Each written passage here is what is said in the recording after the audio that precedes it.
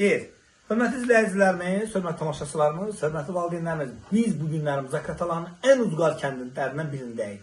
Cımcımaq kəndi, rayondan 30 neçə kilometr uzaqlıqda.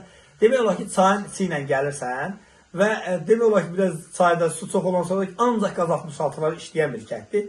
Amma mən bura Prado ilə gəldim və ən uzqar kəndlərdən biri gözəl, çox səfalı bir yerdə yerləşir. Böyük Qafqaz dağlarında yerləşir. İstərəm Fərman müəllim sizlərə təqdim edeyim. Fərman müəllim, adınız, soyadınız? Fərman Əliyev, Orucuoğlu. Çox gözəl. Hal-hazırda neçə yaşınız var müəllim? Hal-hazırda mənim 53 yaşım var. Neçə ildir təhsildə çalışırsınız? Mən hal-hazırda düz 33-34 ildir təhsildə çalışıram. 34 ildir təhsil alırsınız. Çox gözəl. Siz ki, məndən fəxr edirik, qürur duyuruq. Allah təala sizə uzun ömür, can sağlığı arzulayıram. Bəli, hansı fən tədris edirsiniz dediniz? Mən musiqi nəğmə fənləri tədris edirəm. Musiqi, çox gözəl, çox gözəl. Biz bilirik ki, sizdən də gözəl atasınız, gözəl övladlarınız var, həyat yoldaşınız var, ananız var. Ananızın adı nədir? Zeynəb xanım. Zeynəb xanım da sizin haqqında ürək söz dedi, əlavə edəcəyik. Yoldaşınızın adı nədir? Zahidə. Zahidə xanıma da, Zahidət xanıma da sağ ol deyirik. Bacınızın adı nədir? Solmaz. Solmaz xanıma da. Və neçə övladınız var? Mənim 2 övladım var, 4 nəvəm. Ay maşallah, ay maşallah. Arzu edirik ki, İnşallah sizin 65, 70, 80, 90, 100 yaşınıza gələr müəllim.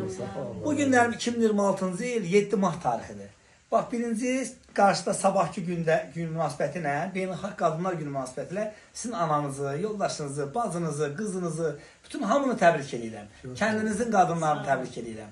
Arzu edirəm ki, inşallah gələn 8 martda bütün arzularınız yerinə geçsin inşallah.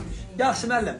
Bizim bax, çəkilişimiz vasitəsilə bir 10 il, 20 il sonra nəvə nəticəniz baxacaq. Nə arzuluyorsunuz nəvə nəticənizə? Nə deyə bilərsiniz? İndi bilirsiniz, mən özüm, siz qeydiniz ki, təbii ki, nəvə nəticə validenin övladına, nəvəsinə ən böyük arzusu nə olar? Onun gələcəyi üçün parlaq bir həyat. Mən bunlara gözəl gələcək arzulayıram. Mən özüm də müəllim olduğum üçün elə nəvələrimi də istəyərdim ki, müəllim kimi görüm həyatda.